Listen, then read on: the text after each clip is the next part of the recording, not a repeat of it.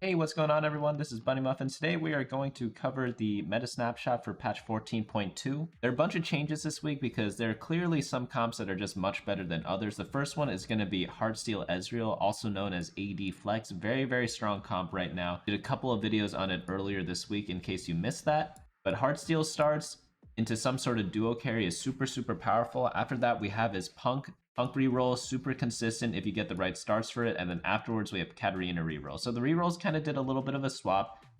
In the previous month or so, we played a lot of Riven and Yone, but now it's looking like the 1 and 2 cost rerolls are kind of dominating a little harder. So next up we have the A tier Executioner Reroll, super powerful, a 3 cost reroll comp, Country Reroll, another 3 cost reroll, Annie Reroll back to 1 cost, and then Seraphine Reroll back to 2 costs. So there are actually quite a few options for 1, 2, and 3 cost rerolls. I think right here we have 6 reroll comps that we just named in a row, and they're like 2 of each of them, which is pretty cool. Next up, we have Pentakill, Twin Terror, Kayle Reroll, Twisted Fate Disco, Yone and Riven, as we talked about, Executioner Akali Karthus, Olaf, Misfortune, Yasuo, KDA, and then True Damage. And then in the B tier, we have Ahri, Fast9, Corki, Jax, Heartsteel Reroll, and then Caitlyn.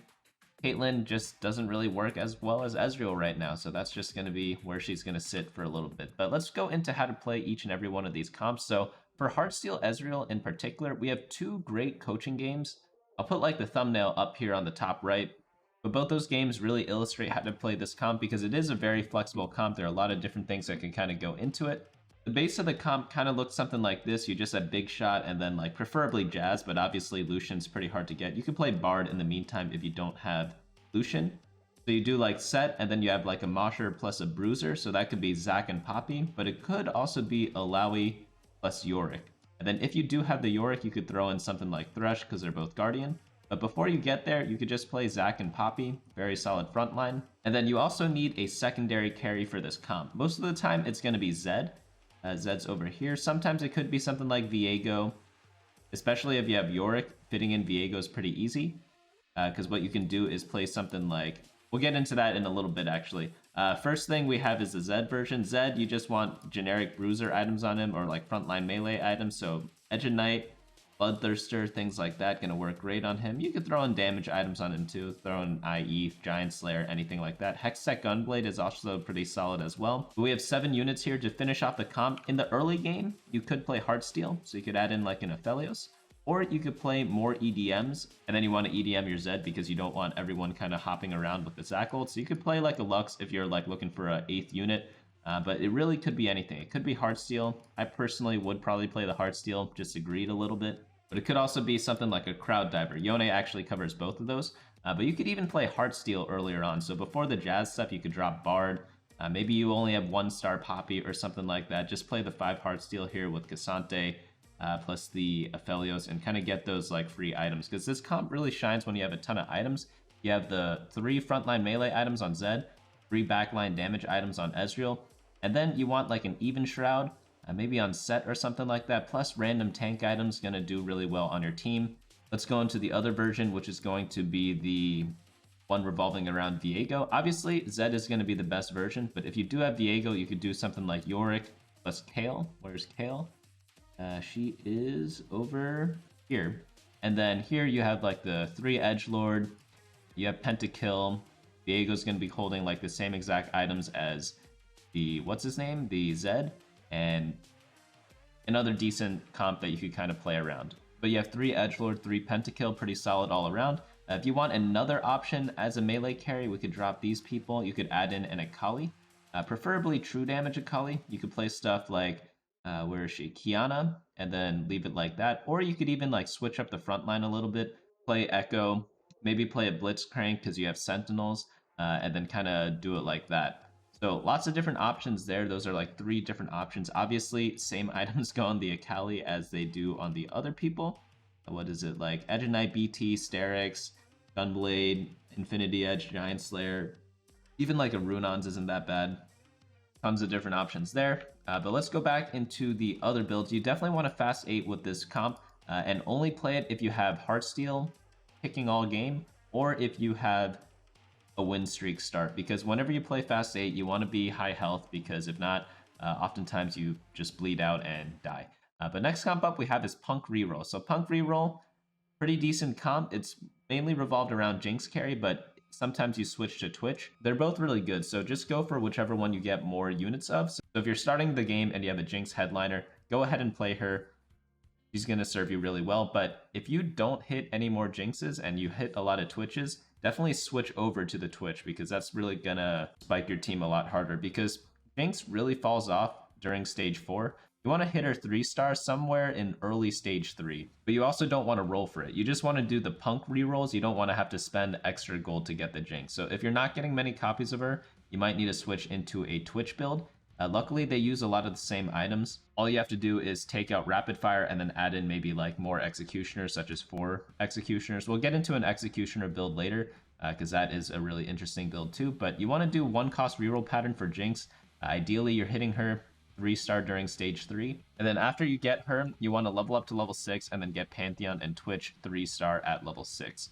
Next build up we have is Katarina Reroll.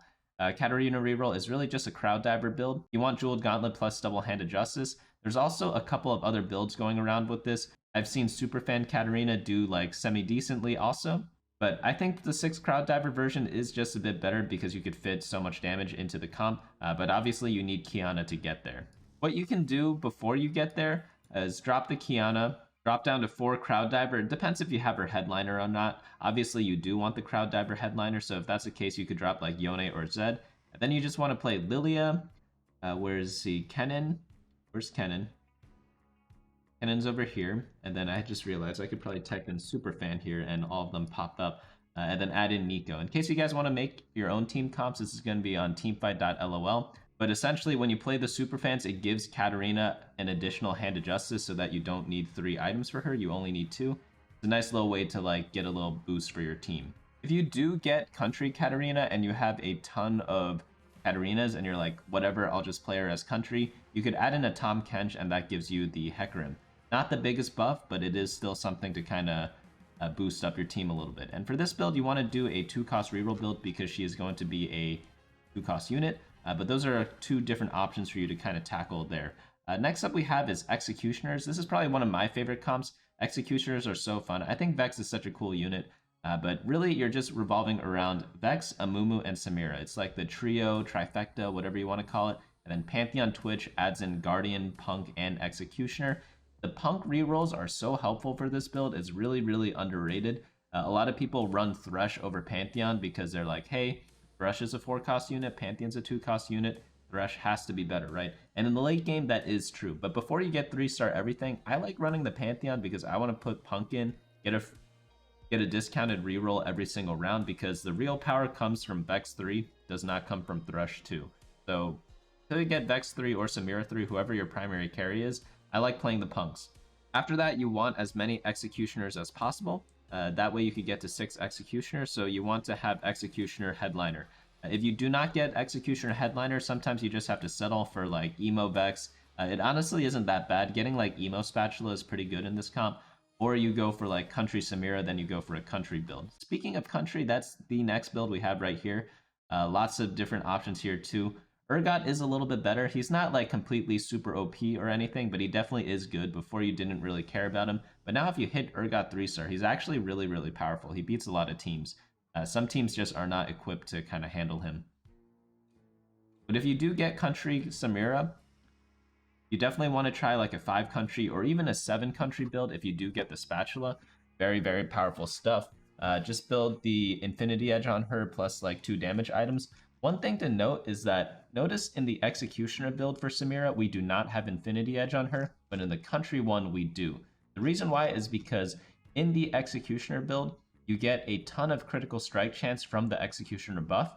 So that way, you already get to 100% critical strike chance. You don't need the Infinity Edge. You just want to stack damage items on her to kind of get bigger crits, you know? But if you're in the Country build, you only have 2 Executioner. The Infinity Edge helps a ton to help her get to 100% crit. And then after that, you can build whatever you want. Some people even like building 2 Infinity Edges on Samira, but it's not that necessary. Just have at least 1 plus 2 other damage items and you're going to be good to go. Both of these are 3-cost reroll comps, so you want to roll for them at level 7. And then if you are contested, you could kind of just like level up to level 8 and pray that you like get 5th or something like that. You do not want to play these comps contested because it's pretty rough out there, you know? After that, we have is Annie Reroll. So Annie Reroll, overall, a little bit weaker than Punk Reroll if you want to compare all the one costs. What I like to do is head over to stats and then champions and then look at the one cost units and then check out like both their 3-star rates. Jinx is 3-starred very often whenever she's played. Same with Annie. They're actually the 2 most popular. Then look at the average placement. So obviously, Jinx is played a lot more because her play rate is 0.46 and her 3-star rate is 85%. That means around 0.4 or 0.39 players will play her every single game. If you compare that to Annie, which is 0.15 times 0.68 or 0.69, that's going to be around 0.1 players per game. That's kind of how you look at these stats. So play rate is how many players are playing it per game. 3-star rate is how often they're 3-starred when they are played. So because Jinx is played much more often, her average placement gets like nuked a little bit, right? So even though their average placements are like really similar, and there are even champions with even better average placement than these, it doesn't mean that the other units are better. Like, who cares about Lilia 3? Who cares about Vi 3? Obviously, if the play rate is high, the unit's average placement is going to be affected a little bit, right? But yeah, the best one-cost reroll is going to be Jinx now. Like, obviously, Vi is up there too, but we all know Vi is only up there because Jinx is up there. But then Annie is much worse because you play her in much fewer games. That means you only want to play Annie if you start the game with a ton of Annies. If I start the game with maybe like 5 Annies with the headliner, or like even 6 Annies with the headliner, I'm talking about like early stage 2, right? That's going to be a game where I'm going to be like, oh, maybe I could go Annie. Another situation where I might go Annie is if I have 4 copies of Annie, but I do not have her as a headliner. That's going to be another game where I'm going to be like, hey, let me think about going Annie. Of course, if the items match up too, because you could always just use Annie to go into different comps. But let's go into the next comp. This is going to be Seraphine Reroll. A lot of people love this build for some reason. I'm not the biggest fan of it, but it is a pretty solid comp. Seraphine, overall, man, I just feel like she throws her thing, and it doesn't do that much, but I do lose to the comp. It's just whenever I play it, it doesn't always end up that great, even if I have a ton of Seraphines. But it is a pretty good AP bailout if you need to reroll, because again, you don't have many options. It's like Seraphine or Vex.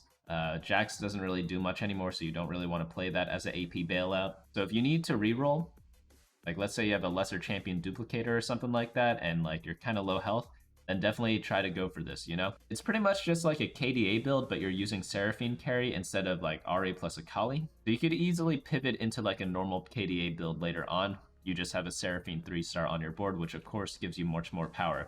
That means that this comp caps out pretty high because you could get a lot of different power spikes.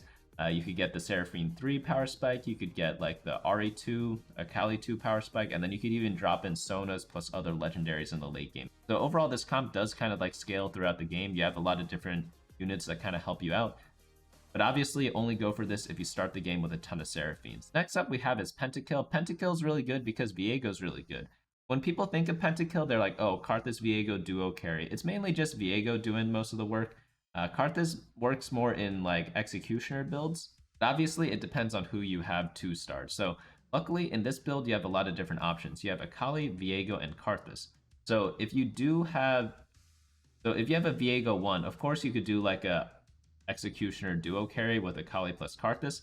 They're going to be doing a lot of work. In those cases, I like having KDA Akali. Right now you see true damage Akali, but if I'm doing like a Karthus Akali build, we'll actually see that a little bit later. I prefer the KDA version because Akali attacks the backliners and then Karthus finishes them off.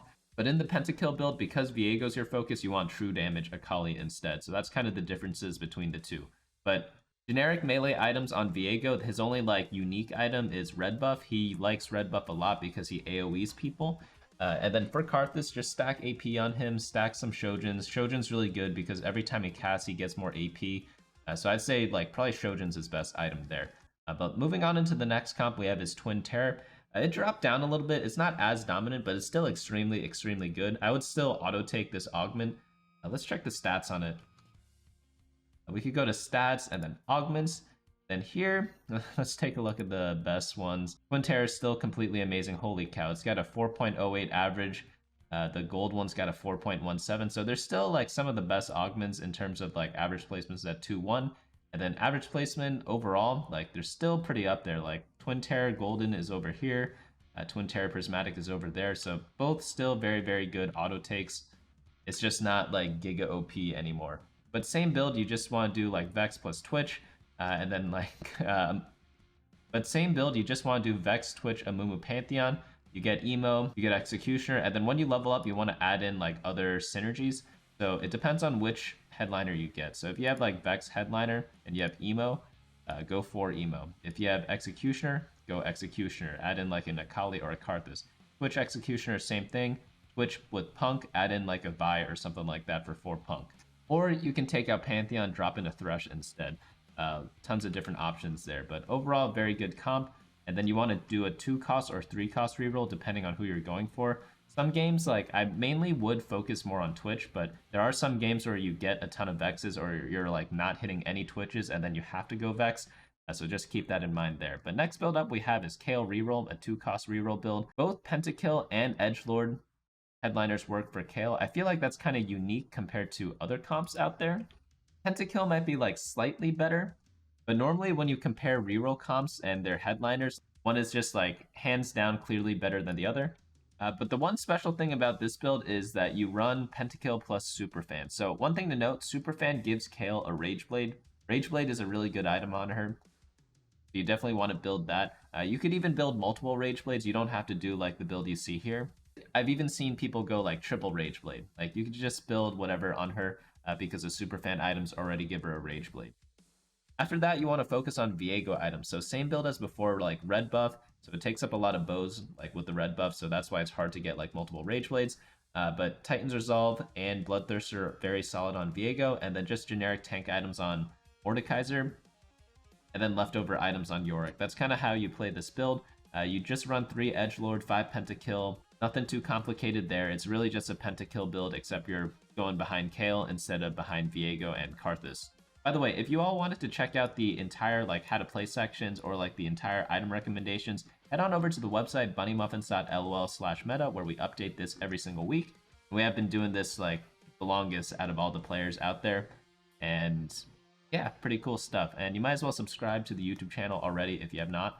But next comp up we have is Twisted Fate Disco Dazzler. This build, I like it, but it's seen better days. This build revolves a lot around legendaries, but also Twisted Fate is just like much weaker. I kind of went over this in my patch review 2 weeks ago or like a week and a half ago, and I felt that the nerfs to Disco were pretty harsh, you know?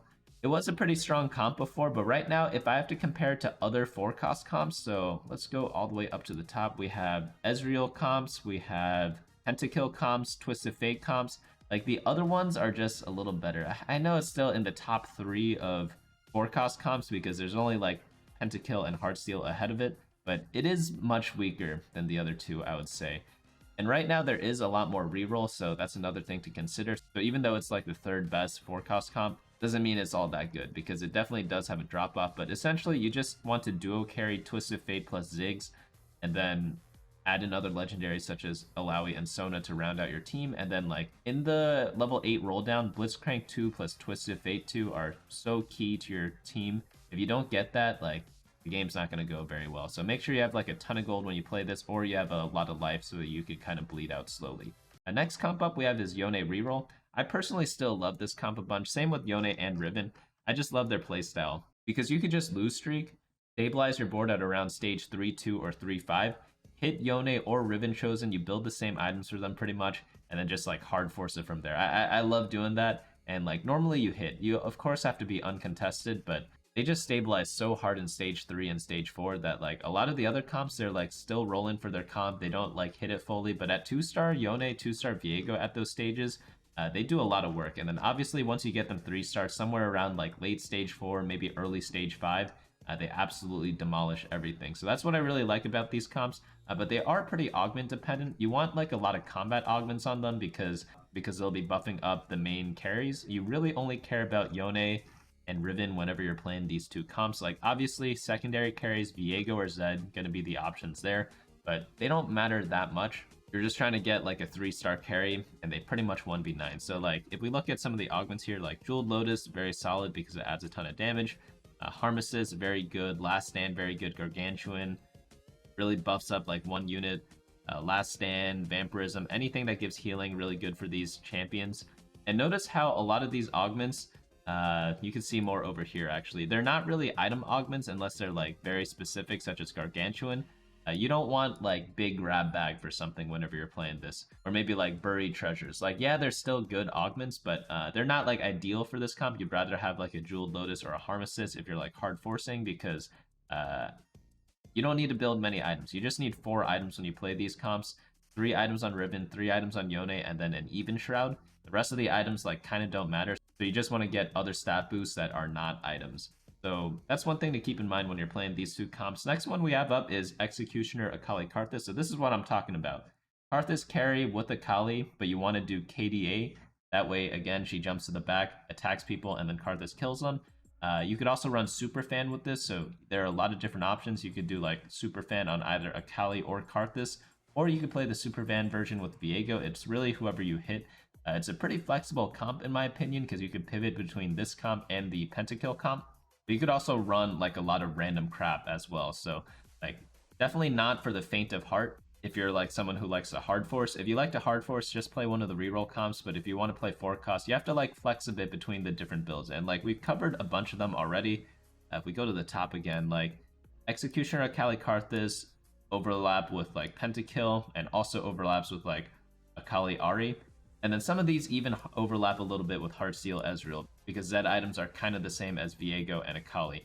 But yeah, just typical forecast stuff. You want to level up to level 8 at stage 4-2 and then pray on the roll down. Try not to be too greedy with your forecast headliners. If it's any semi-bit viable with your items, just take it temporarily at least, and then use that to kind of like stabilize your health during stage 4. Next build we have up is Olaf Reroll. Definitely down up tier, not as popular as it was before. It's still a very solid build though. Just build Titan's Resolve on Olaf and then some like random complementary items, run 6 Bruiser, and then throw in Pentakill, because why not? It buffs Olaf. Again, you really only care about Olaf in this build, and then getting 6 Bruiser, so anything to buff him is going to be warm and welcome. And then for this, of course, you just do a 1-cost reroll to get Olaf 3-star. I would only play this maybe if I get like 5 Olafs at the start of the game, maybe 6, kind of depends. But let's go on to the next comp. We have Misfortune Reroll. Misfortune Reroll is good if you're going Ezreal, but let's say you don't hit Heartsteel and you're kind of losing out. You could kind of use Misfortune to stabilize a little bit during stage 3.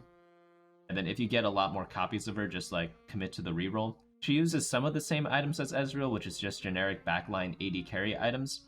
But it's kind of like a good fallback option if you're going the AD flex path. Next build up we have is Yasuo Reroll. Yasuo, I love this champion personally. Really fun build. True damage is a little bit weaker right now, but Yasuo 3 is not. He destroys a lot of comps. He also saves you like a ton of life in stage 2 and stage 3. If you have any sort of frontline items, you could just play Yasuo and then go for either the Zed builds, Viego builds, Akali builds. But if you get a ton of copies of Yasuo, you could just keep playing him, reroll for Yasuo 3-star, and have him carry throughout stage 2, 3, and 4. He pretty much can like obliterate a ton of teams during those times. Next build up we have is the KDA comp. This is Akali and Ahri. So if you ever get weird items such as like a bunch of AP items plus a ton of AD items, this is one of those comps that you could kind of go for, because again, like Akali and Ahri, they use all sorts of different stuff. Could also go into this comp if you're playing for Ezreal earlier. Ezreal likes blue buff, so if you build blue buff early, you could always play Ahri later on instead of Ezreal. So again, when you're doing your level 8 roll down and you roll down a couple of gold, maybe like 5 times, and you see a 4-cost headliner, and it's Ahri, and you have a blue buff, you could consider going for this comp, because it's going to be a pretty solid comp, especially if you could save your gold, level up to level 9, or use the extra gold to like hit all the other people 2-star. It really depends on the situation. But just know that that's always an option. You don't have to force builds. You could just play random stuff. You just need a mix of frontline and backline a lot of times in TFT. The headliner mechanic is definitely one of the ways to kind of enforce that. So next build up we have is True Damage. This build is a lot weaker now, but it's still okay. It's one of the only ways to make Caitlyn work is with the True Damage spatula. So you throw True Damage spatula on Caitlyn, play 6 True Damage, and you're going to be like solid.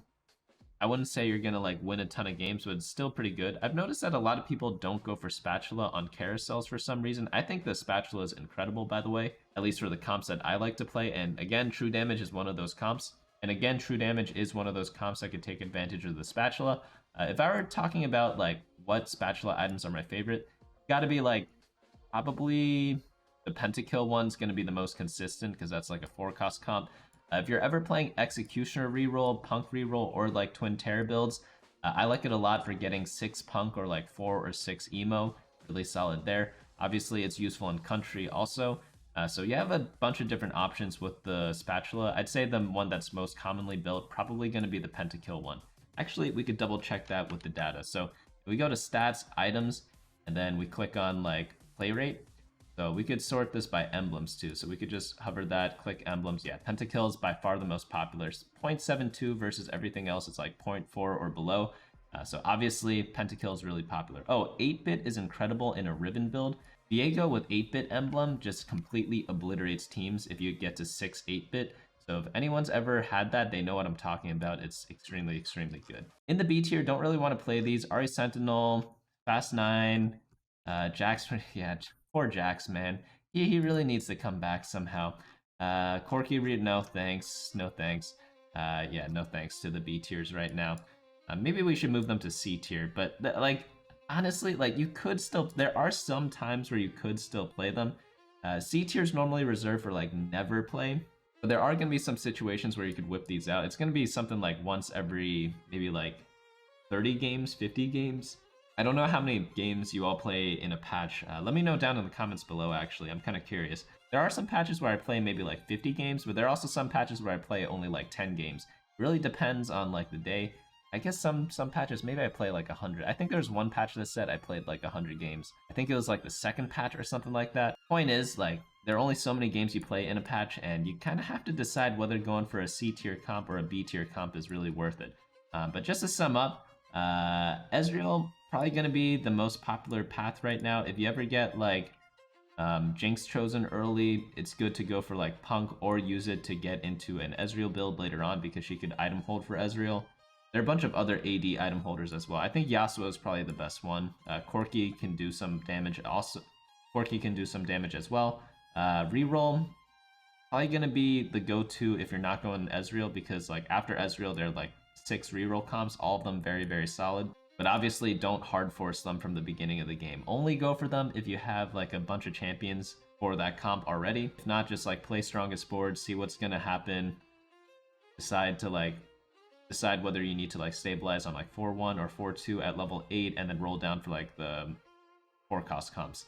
That's going to be probably like how you're supposed to play most of these games. And of course, if you ever get like a ton of emo units or something like that, or executioner units, like obviously go executioner reroll.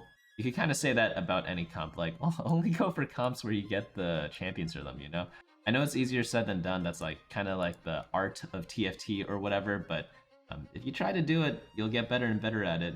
That's pretty much what you're supposed to do when you're playing TFT. I'll be updating it again for the new patch next week. I believe a new patch comes out on Wednesday or something like that, so I'll definitely see you all there in the patch preview. But apart from that, that's going to be it from me this week. Hope you all enjoyed this video, and I'll see you all next time.